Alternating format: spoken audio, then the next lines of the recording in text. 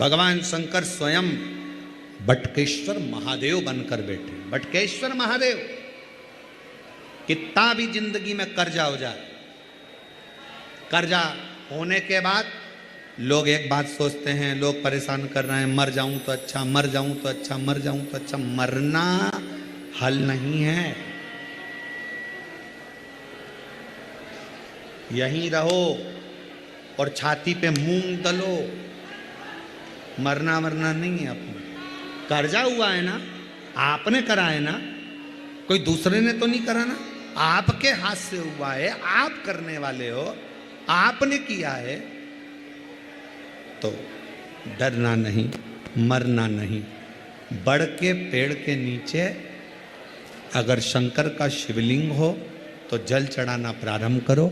शिवलिंग नहीं हो तो बड़ के पेड़ के नीचे मट्टी का ढेला, वहीं की वहीं मिट्टी उठाओ और उसी पर जल चढ़ाना प्रारंभ करो। बाबा ऐसी कृपा करेगा कि कर्जा चुकाने की जवाबदारी मेरे बाबा की हो जाएगी। बटकेश्वर जैसे बड़ की डालियां बढ़ती है,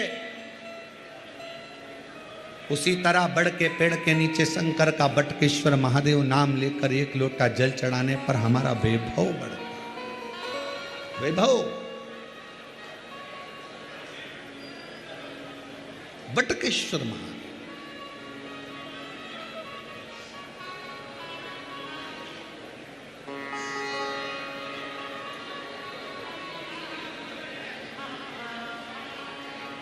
शरीर में रोग हो गया, चर्म रोग हो गया, कहीं चमड़ी सफ़ेद हो रही है, कहीं चमड़ी काली हो रही है, कहीं खुजाल चल रही है, कहीं चर्म रोग पूरे शरीर में हो रहा है, तो मेरे देव अधिदेव महादेव सोमनाथ का स्मरण करो। सोमनाथ,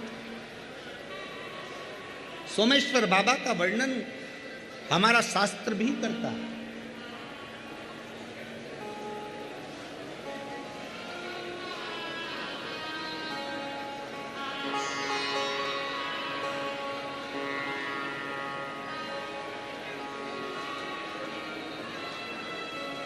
कनेर का फूल देखा है सबने?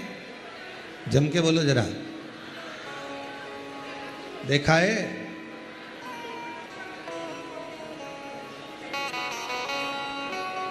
ज्यादातर कनेर का फूल, कनेर का जो पौधा होता है, लोग अपने घर में नहीं लगाते क्योंकि वो जहरीला टाइप का होता है।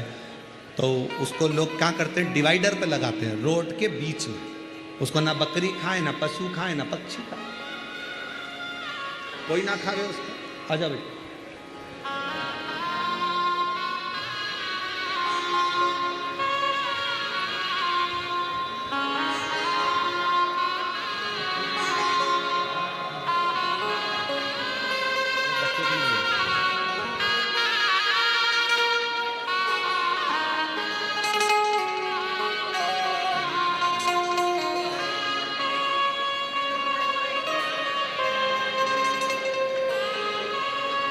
बेटी को पेट में गांठ थी, डॉक्टर ने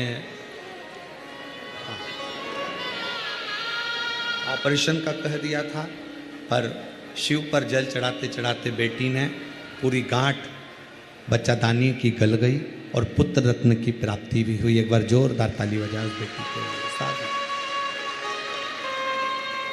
कनेर का जो पुष्प होता है, चर्म रोग कैसा भी हो, शंकर भगवान को सोमवार के दिन कनेर पुष्प चढ़ाकर शिवजी को फिर जल चढ़ाया कर और उस जल को अपने शरीर पर जहाँ जहाँ तकलीफ है, चर्म रोग है, उस पर लगाया। कनेर का पुष्प शिव को समर्पित करो, सोमेश्वर महादेव का नाम लेकर। कौन से महादेव?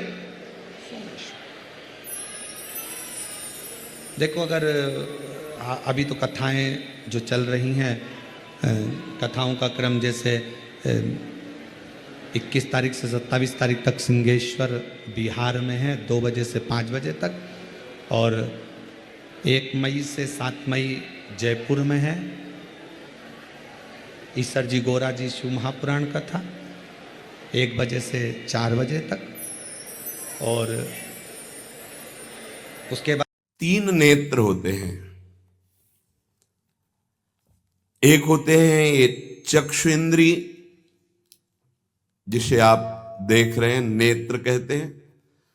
दूसरे होते हैं बुद्धि में नेत्र, और तीसरे होते हैं हृदय में नेत्र, जिनसे संसार देखा जाता है, विषय देखा जाता है, स्वप्न देखा जाता है, जागृत देखा जाता है। ये नेत्रेंद्रिय से देखा जाता है। इससे ना आप किसी महात्मा की स्थिति को देख सकते हैं, ना भगवत स्थिति को देख सकते हैं। ये केवल माया को देखने वाले नेत्र हैं जो सबके पास हैं। चक्षु इंद्रिय, ये इससे आप किसी की स्थिति नहीं देख सकते, इससे आप परमात्मा दर्शन नहीं कर सकते, इससे आप तत्व दर्शन नहीं कर सकते। ये केवल ब्रह्मा के द्वारा रचे हुए नेत्र, ब्रह्मा की रचना को ही देख सकते हैं, बस। आगे है बुद्धि नेत्र। ये ज्ञान नेत्र हैं। जब बुद्धि में ज्ञान नेत्र प्रकाशित होता है तो तत्व बोध होता है, और भक्तों के हृदय नेत्र खुलते हैं। ही के नयन निहारे,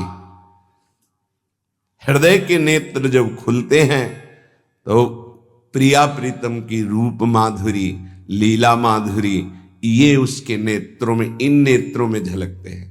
अंदर के 2 नेत्र जब ज्ञान चक्षु खुलते हैं तो सर्वत्र आत्म तत्व का दर्शन करता है, अपने स्वरूप का अनुभव करता है, ब्रह्म तत्व का अनुभव करता है।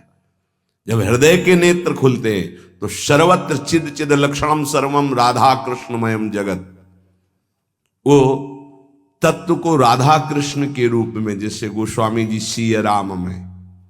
लेकिन इन नेत्रों से ये दोनों बातें नहीं देखी जा सकती, और इन्हीं नेत्रों से ये दोनों बातें देखी जा सकती हैं जब बुद्धि के नेत्र खुल जाए और हृदय के नेत्र खुल जाए।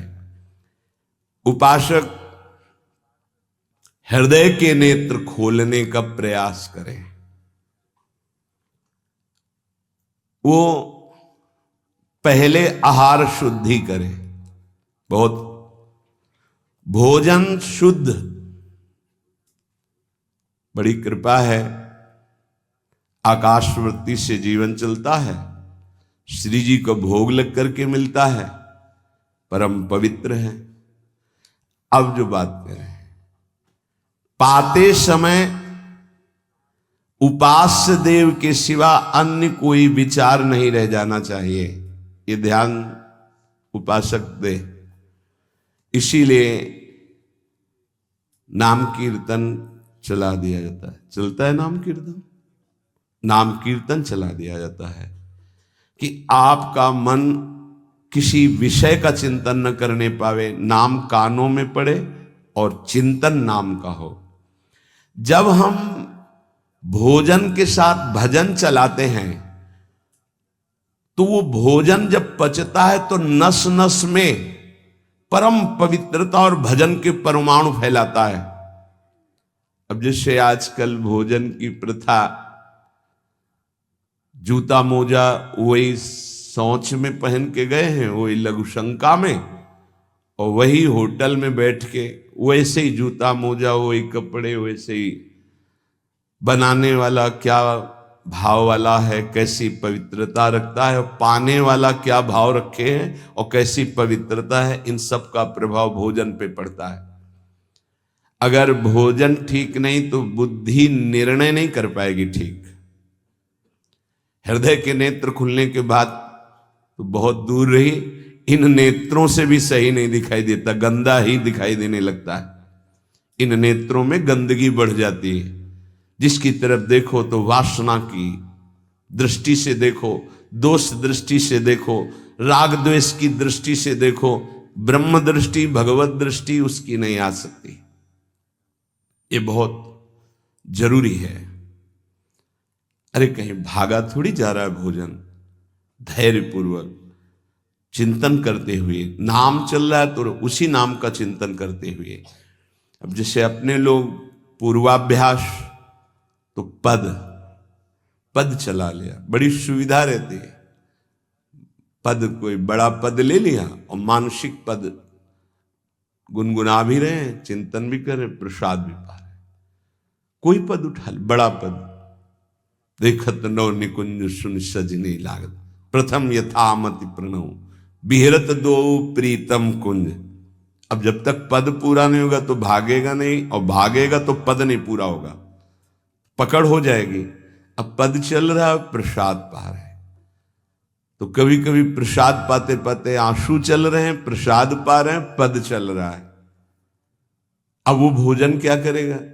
प्रसाद नस नस में जाकर भागवतिक भाव संचरित करेगा। अब आप प्रसाद पा रहे हैं, किसी द्वेषी का चिंतन कर रहे हैं, गुस्सा आ रही, अब नस नस को वो क्रोध से युक्त करने वाली वृत्ति पैदा करेगा। आप प्रसाद पा रहे हैं, कोई काम चिंतन कर रहे हैं, वही प्रभाव आपके अंदर पड़ेगा। हमारी पद्धति रही है प्रसाद पाने की, चाहे जितना पवित्र हो, पर भोजन पाने के पहले हाथ पैर धोए गए, कुल्ला किया गया, पवित्र हो करके फिर वहां बैठ करके, पद्धति थी, आसन पीढ़ा चटाई बिछा दी गई, पवित्रता पूर्वक बैठे, भोग सामने आया, भगवद अर्पित प्रसाद है तो जय जयकार और कीर्तन करके पा रहे हैं।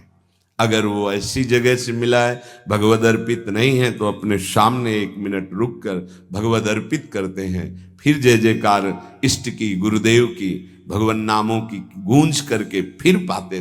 वो प्रसाद हमारे हृदय में पवित्र भाव पैदा करेगा, भजन बढ़ेगा। भजन से ही हृदय के नेत्र खुलते हैं, भजन से हृदय के नेत्र, और हृदय के नेत्रों से ही प्रियालाल का दर्शन होता है, प्रियालाल का लीला चिंतन होता है। जो अपनी नस नस में नाम, पवित्रता, भक्ति, ज्ञान, तो भोजन में बहुत सावधान रहिए। ये 24 घंटे के लिए हमारे विचारों को अपवित्र या पवित्र करेगा भोजन। अगर अशुद्ध भोजन हो गया तो 2-3 दिन तक तो विक्षेप पड़ेगा ही। अगर बहुत ही